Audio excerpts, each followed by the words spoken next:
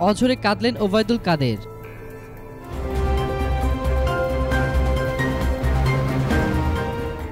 রাজনীতিতে সৈয়দ আশরাফুল ছিলেন তার অগ্রজ অভিভাবক, দীর্ঘদিনের সহকর্মী। সাংগঠনিকভাবে আওয়ামী লীগের দ্বিতীয় প্রধান বা সাধারণ সম্পাদক হিসেবে আশরাফ যে দায়িত্ব সামলাতেন সেই দায়িত্বই এখন তার কাঁধে।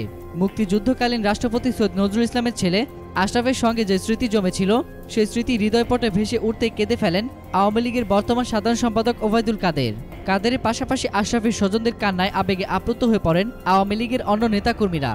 গতকাল সন্ধ্যায় বিমান বাংলাদেশ এয়ারলাইন্সের বিশেষ ফ্লাইট মেঘদূত যোগে ব্যাংকক থেকে ঢাকার হযরত শাহজালাল আন্তর্জাতিক বিমানবন্দরে আসে সৈয়দ আশরাফের মরদেহ। তার মরদেহ নিতে মরহুমের স্বজন এবং মন্ত্রী নেতাদের সঙ্গে এসেছিলেন কাদের। মেঘদূত রানওয়েতে অবতরণ করার আগে দলীয় নেতাকর্মী ও সৈয়দ আশরাফের স্বজনদের সঙ্গে নিয়ে রানওয়ের পাশে এসে দাঁড়ান ওবায়দুল কাদের। বিমানের কার্গো ভোল্ট থেকে মরদেহ নামানোর পরে আওয়ামী লীগের সভাপতি মণ্ডলীর অন্য সদস্য ও সিনিয়র নেতাদের সঙ্গে সৈয়দ আশরাফের কফিন জাতীয় পতাকা মুড়ে দেন ওবায়দুল কাদের। এরপর বাংলাদেশ আওয়ামী লীগের পক্ষ থেকে ফুল দিয়ে শ্রদ্ধা জানান তিনি। এক পর্যায়ে নিজেকে আর সামলে রাখতে পারলেন না, কেঁদে ফেললেন অঝরে। পাশে থাকা দলীয় নেতাকর্মীদের সান্ত্বনাও থামাতে পারছিল না দীর্ঘদিনের রাজনৈতিক অভিভাবক হারানোর এই বেদনা।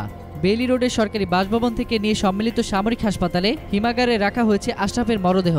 আজ সকাল 10:30টায় সংসদ ভবনের দক্ষিণ প্লাজায় মরহুমের প্রথম নামাজের জানাজা সম্পন্ন হবে। এরপর হেলিকপ্টারে করে সৈয়দ আশরাফের মরদেহ নিয়ে যাওয়া হবে তার জেলা কিশোরগঞ্জে।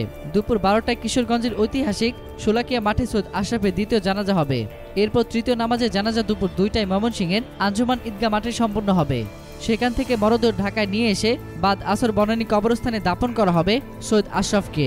এতক্ষণ ফ্রিকি নিউজের সঙ্গে থাকার জন্য আপনাদের সবাইকে ধন্যবাদ।